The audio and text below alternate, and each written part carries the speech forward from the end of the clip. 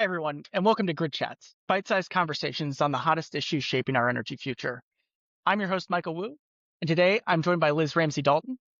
Liz is co-founder and partner at Mission Strategies. She's also a senior advisor for the Nuclear Energy and National Security Coalition. Liz Ramsay Dalton, welcome to Grid Chats. Thanks, Mike Wu. Good to see you. Liz, you used to lead nuclear energy research and development during your time at the Department of Energy. We're seeing enormous interest in nuclear energy, the likes of which we haven't seen in decades. We've seen the Trump administration set a goal of quadrupling nuclear power generation by the year 2050.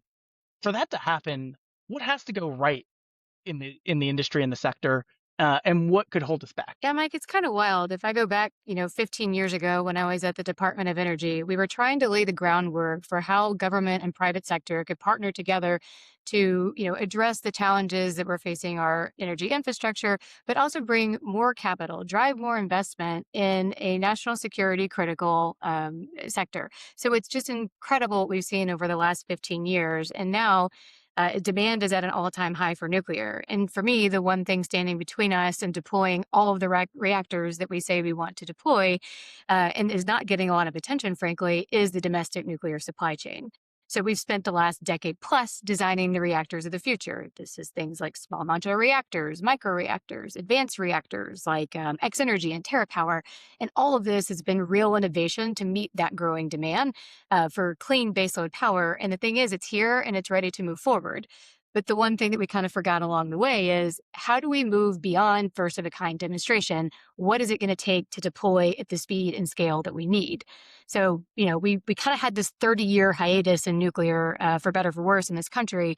And when you have a pause in nuclear for 30 years, the industrial base doesn't take that pause alongside you. It pretty much atrophies. So right now, these developers who are trying to meet this demand, if they need a reactor vessel, if they need nuclear grade graphite, there are only a handful of places in the world that can produce those pieces of equipment. So that means longer lead times, it means higher costs, and most importantly, it means depending on foreign suppliers for some of our most critical components. And so for me, that's where this stops being just an energy story and really turns into a national security story. We've got to invest in the industrial base. It's not just a footnote to the nuclear renaissance. It's really a make or break thing that determines if this is real. And Liz, when you describe a robust nuclear supply chain in the domestic United States, like what is that going to take, and what does that really mean? What are the sort of long poles in the tent for achieving that desired end state? What we're really talking about here is how do you leverage federal signals with private sector investment and capability to rise to the occasion? And so for the last, several years, there's been a lot of focus in Washington around getting the nuclear story right. So a lot of attention on things like modernizing the Nuclear Regulatory Commission. We've seen this through legislation like NEMA, the Advance Act. We've seen it with Executive Order 14300. The administration is moving forward with testing these reactors. Another priority has been building domestic capability for nuclear fuel. Companies like General Matter are, setting up a domestic enrichment capability, and that is hugely important. But while we've fixed or are fixing, the rules and the fuel, there's this other aspect to deploying nuclear at scale, and those are the physical components that are needed. And so we're talking about how do you have a federal signal that there is a real gap that puts us in a national security and energy security bind, that there is opportunity for public-private partnership to push forward. And what about like the workforce? What is the state of the workforce in the nuclear industrial base? That's a really good point. And actually, I should start with we're missing the people. So for the US to build and scale at the levels and the degrees of what we're talking, you're going to have crate drafts. So folks like welders, electricians, metal heat temperature specialists, plumbers. By the way, all of these positions are already in high demand for all of the major industrial projects, AI data center boom. And so there's a real question of how are we going to rise to the occasion? Is that through expanded technical schools, certification programs? But you've got a dual imperative with what's happening already in the world and how nuclear has to meet that rising occasion as well.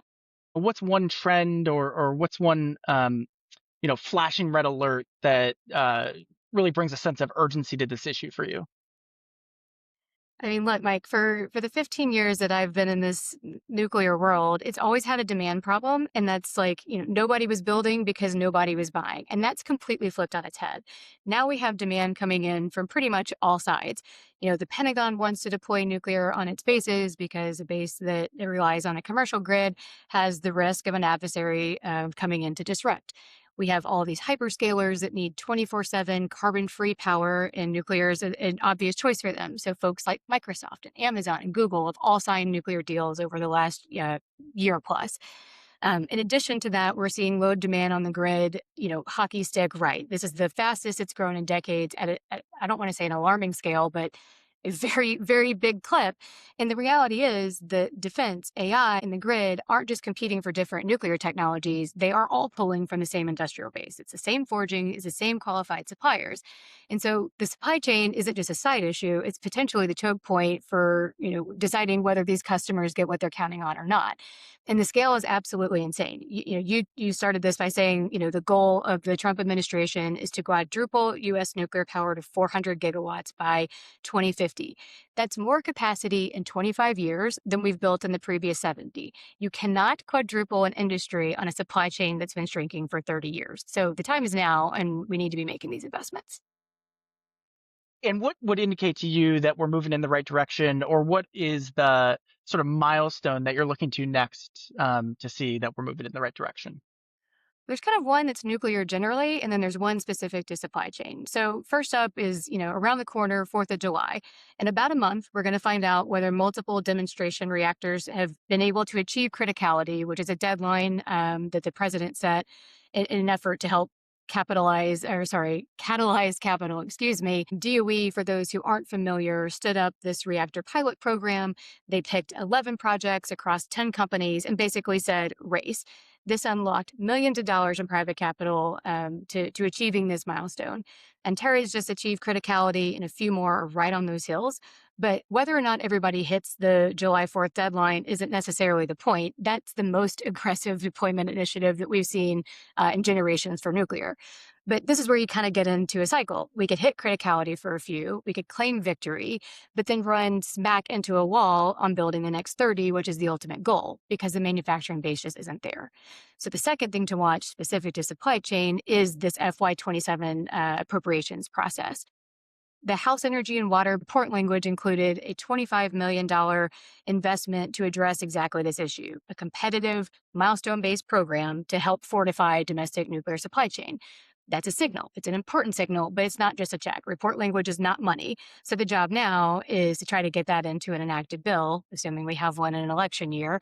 But the next few months in FY27 process are going to be where this gets decided. And if you're interested, go make some noise with us. Liz, this is enormously helpful. Where can people follow this, who want to follow this issue, keep track and learn more? Well, I'm glad to hear you say it because I think it's hugely important. So reactors get all the headlines, but the supply chain decides whether or not any of this is real. So you have to fund the industrial base or the rest is just going to be a press release.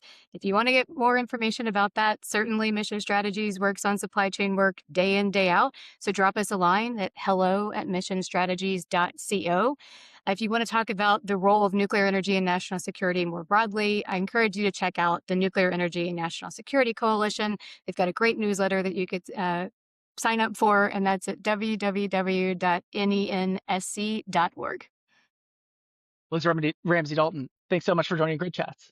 Thank you, Michael.